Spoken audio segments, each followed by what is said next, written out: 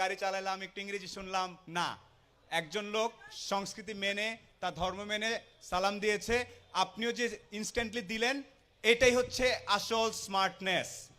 এটার জন্য তালি দেওয়ার কথা সবার, তরুণরা। আচ্ছা, 13 থেকে ইউনো সাহেব খুব চমৎকার একটা কথা বলেছেন। আমি নতুনভাবে এটা চিন্তা করা শুরু করলাম যে স্লগ ওভার। এখান থেকে 13 থেকে 19 কারা কারা আছে? 13 থেকে 19-এর সাউন্ড হয় এরকম এরকম ভাবে না। 13 থেকে 19 বয়সটা হচ্ছে আওয়াজের বয়স। 13 থেকে 19।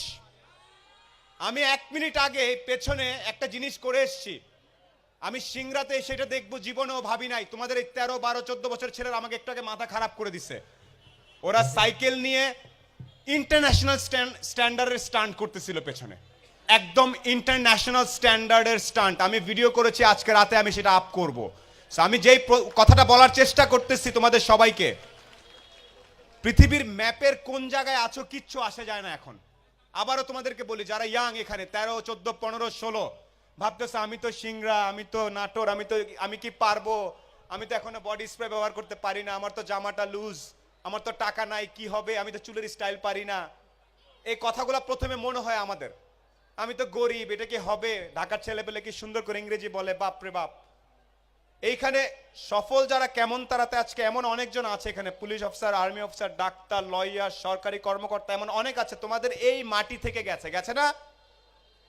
13 থেকে 19 এইভাবে কথা বলে না, 13 থেকে 19 অনেক চিৎকার করে কথা বলে গেছে। এই তো এইভাবে কথা বলতে হবে। 13 আর 19-এ যদি এরকম করে কথা বলো, তাহলে আমাদের বয়স হলে তো একদম এভাবে হাঁটতে হবে।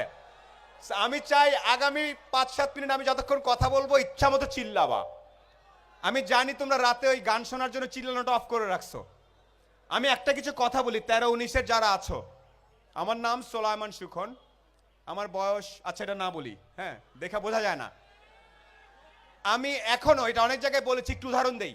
যেহেতু আজকে মন্ত্রী মহোদয় ডেকে এনে এত বড় উঁচু একটা স্টেজে বসাইছে, তার মানে আমি বোধহয় কিছু একটা করছি লাইফে। না হলে তো ডাইকা নিয়ে ঢাকা থেকে আবার প্লেনে করে নিয়ে আসছে, আনার কথা না। পৃথিবীতে একটা জিনিস মনে রাখবা, বিনা পয়সায় কিছু হয় না। তুমি কিছু দিলে তারপরে তুমি কিছু পাবা। এটা সবচেয়ে, আমাদের সবার মন খারাপ হয়ে যায়, আমাকে ডাকলো না কেন, আমাকে সম্মান দিল না কেন, আমাকে ট্যালেন্ট পুলে বৃত্তি দিল না কেন, কারণ তুমি ভালো একটা খাতা জমা দিতে পারো নাই।